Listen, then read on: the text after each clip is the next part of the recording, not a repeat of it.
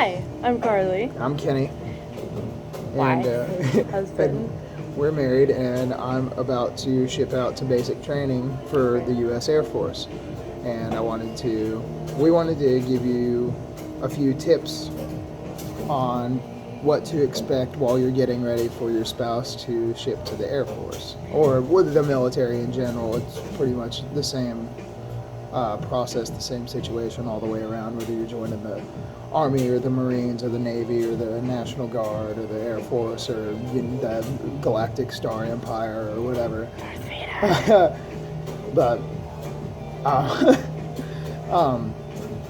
the first thing that you're going to want to start doing right away so that it doesn't take so many visits and so much time is you want to get all of your documents together. Can I input something? All we're doing is inputting things. Okay. That's literally what the video is. If is she inputting don't things. got the rock, put a ring on it. Yeah, if you actually plan on being together, actually really look deep inside yourselves and look at each other and say, do we want to be together? Possibly forever. And if you do, I highly suggest, whether it's a wedding or if it's just a courthouse or whatever, I don't care. If you guys want to be together forever and you want to do this military career together, go get married, because you will not have any benefits, any assistance, anything. And together. He or she cannot live with you on base. Yeah, you can't. And they will not pay to move them. You can't live together. You don't get any of the insurance or anything like that. I mean, you might it's not worth it. Honestly, it's just not worth it. So make sure Get married. Just get married. You get married before you start making any other togetherness plans, because there won't be any togetherness plans unless you do. Right. Anyway, moving along. Sorry. One of the first things that you're going to need to do is try to get all of the documents that you possibly can together, like marriage license, driver's license, IDs, birth certificates, social security cards, traffic tickets. Yeah, seriously. Traffic tickets, medical records of any broken bones that you've ever had, or concussions, migraines. Concussions, migraines, blah, blah, blah. They need to know all of that.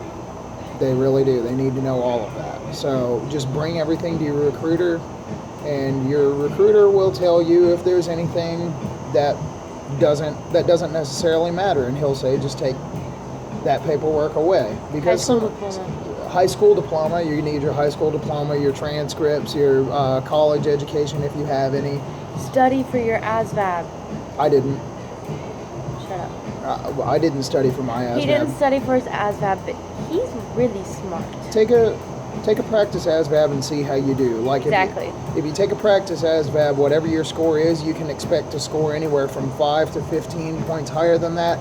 My practice ASVAB, the first time that I walked into the recruiter station, I made a 67, I think, and I walked out of the real one with an 85. So the ASVAB's a fairly easy test to me. I mean, to some people maybe it's not, but you don't have to study. For spouses, get a job. If you don't have a job, get a job. Save up money, because you guys are going to need it later on. Yeah, save up money, get a job, put everything back that you possibly can, because yes, while you're at home and he's at basic and tech school or AIT or whatever you want to call it, yeah, you're going to be getting some benefits, your BAH, which is basic allowed housing, basic allotted housing, basic assisted housing. I think it's basic. It's A. Basic assisted housing, which is basically they're going to pay rent for you, but it's not going to pay for everything. No. Like we have probably almost $1,500 or $1,600 worth of bills a month that we have to pay, and in our town of residence, they only give you about $1,000. So, with that being known, get a job, save some money, do what you can, because it's not going to pay for everything, but it'll pay your rent. Don't live a luxurious life while spouse is in basic training, because it's not going to work out for you. Eat ramen, eat turkey sandwiches, eat soup, eat Taco Bell sometimes? Sometimes, if you want to treat yourself to a gourmet dinner, then eat some Taco Bell. I mean, that's what we had. Basically. We don't really We're not doing expensive stuff right now. Um, My ring was $8. She doesn't know how much hers was. the engagement ring, I don't know. This one was 15. The wedding band was 15. Yeah. Um, So still, be cheap. If you're gonna get married, be cheap. get everything ready for the big move and the big life that you're about to start. Because the military is not going to get you rich, but if you play it right, you can plan on starting off fairly financially secure. Now, if you have any debts, pay them off or work on Get getting a started payment on it. plan. I'm paying off a debt right now, slowly but surely. If you have any outstanding stuff on your credit report, the military is going to require you to begin a payment plan just to work towards paying it off. But that could be almost anything. Like, even if you owe, $1,400 for some kind of bill that you didn't pay, and you owe like $1,400 in cancellation fees and all that kind of stuff, you can pay, $100 a month, and the military is going to say, okay, that's cool, you're doing what you're supposed to be doing, that's awesome, let's roll with it, let's go. So it's really not difficult. Did we say how long you have until you leave for basic? I'm leaving in 15 days. He leaves in 15 days. I am going to be documenting this experience on my end. He can't, but I will. I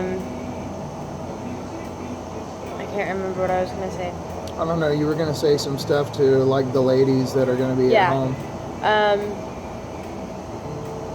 I've never done this. So entertain yourself, but not with penis. Right. So while he's gone, I'm going to record the day he leaves, 2 weeks after, and every 2 weeks after that. The first time I hear from him, and every 2 weeks after that. So I'll just be letting you guys know kind of the situation that we're going through and how everything's going to pan out. And you're pretty. How do you feel about leaving? I'm ready. Are you? I'm so tired of my job. Are you? Yeah. Yeah. And then I'm going to come back and we're going to live somewhere that's better than our 1-bedroom apartment. See, she's all freaking out because I'm going to be gone for 3 months, and I'm more like just excited because stuff's about to start happening. That's 3 months. We weren't technically together, but we did 8 months apart from the time we met to the time that we were together. Yeah. And I know if I can do 8 months, then I can do 3 months. But it's still one of those. This is a little bit more. Yeah, I'm married. She's attached. This is a little bit more serious than just him living in a 1-bedroom apartment by himself. I just feel like that's another little piece of advice that we could give in a way. Number one, don't cut off your wife like I just did. But you're going to agree with what I say. Okay. One of you is probably going to be super excited about what's going on right now, and one of you is going to be freaking out because you have to be away from the other. Because that's what's going on with us. I'm not freaking out about being away from her, and that's not because I want to get away from her. That's because I am more future focused, and I can't wait for the whole life to start. For her, it's, oh my God, 3 months. Holy crap, that's a long time. I've never been on my own before. Right. So this is going to be a new experience for me. Not just adulting, but like paying bills and whatnot, and not having my stability with me. I'm 25, and the majority of my adult life from 18 to now has been on my own. I've had a couple roommates here and there, but those have always been kind of short-lived, and I've mostly been fairly self-reliant for most of my young adult life. And she's about to get her first taste of kind of self-reliance. I mean, you do get rent paid for you, so that's kind of cool. I didn't get that. But I forgot what I was saying, and you interrupted me, and now I don't. But you agreed with what I said. I agree with what you said. All right.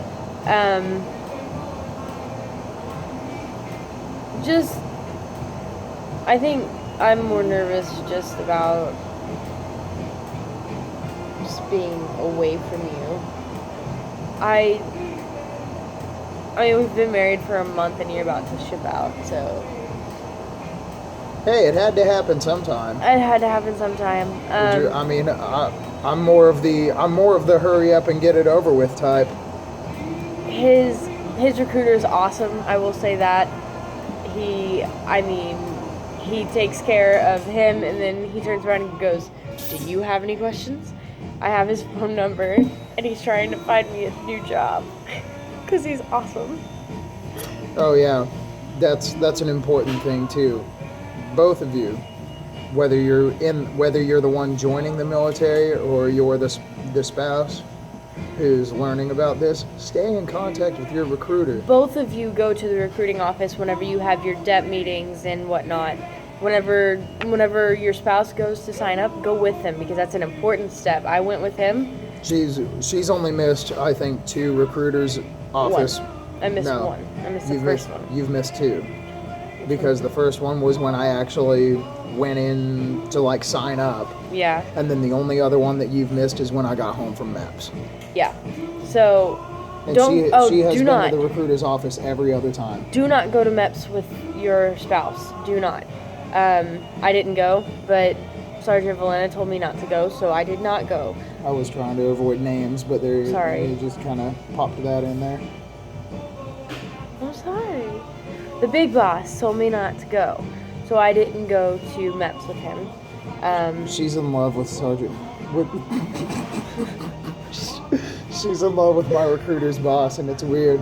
Well, she's not in love with him. She just kind of wants to. No. Wants to go get some coffee with him.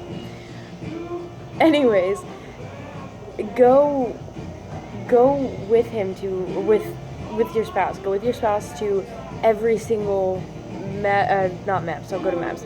Go to every single DEP meeting, every single recruiter meeting. Make sure your spouse weighs a lot. I don't do it to him because he does it himself. Make sure he weighs in all the time. Make sure that he eats correctly. I quit frying food and just in general cooking at home whenever he started trying to lose his weight.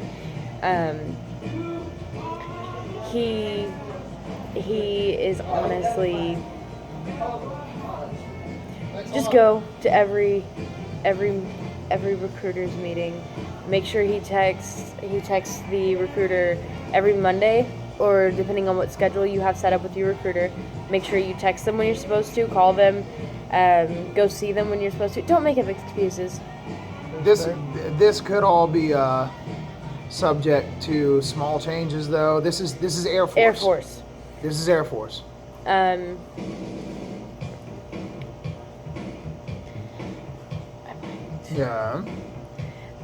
It's a 13-minute video now. Is there anything else?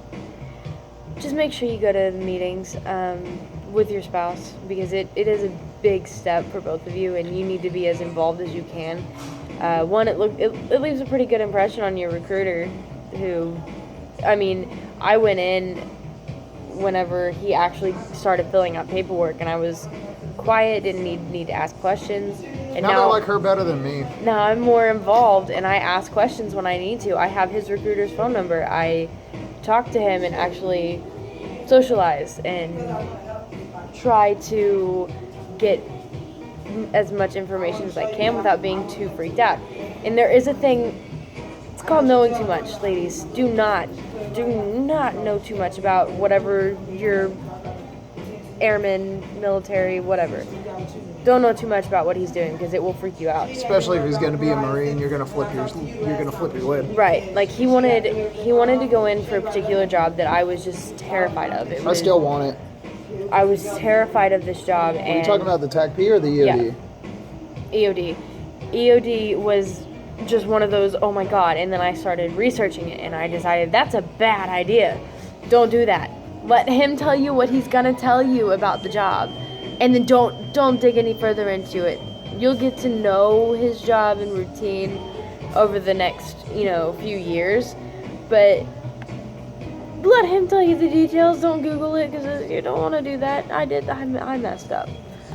Thankfully he didn't get the job. Just Google the description that's on the military website, and then you will just get the technicalities of it Right. with none of the Right. none of that stuff. Just stay on the military websites. That's a really Right. good thing to do. Like, she knows that my job is administrative this and paperwork that and blah de blah. But I mean, if you're overseas, they don't care what your job title is. They'll send a mortar shell any way they want to. So, One last thing. one last thing. Be supportive no matter what. If he decides one day he wants to go into some branch of the military, there's an outdoor. Take it if you don't want to support him. Yeah, don't bitch at him. Yeah. Was this supposed to be G-rated? Yeah. It's okay. It's okay. We'll be all right. Whoever is they watching, could still air this on live TV. I've used the curse words that you're allowed to. And I hope that I have been supportive enough for you. Mostly, except when you get mad at me for weighing myself all the time. He weighs Watch your constantly. Watch your weight. I already talked to them about that. Watch your weight. I talked to them about that. Yeah, you've been supportive except when you get mad because I weigh all the time. He weighs every time he eats. Hmm? There's maximum weight for your height. Lets me Look know it how up. hard I need to push when I poop. It does. Just be supportive. Don't cower away from it, but don't like run up face first and smash into a wall. Don't do that. Just stand beside him. Be supportive. Work together. Learn everything that you can within reason. Without knowing too much. Within reason. Don't scare yourself. Make sure all of your documents are in line. Don't lie.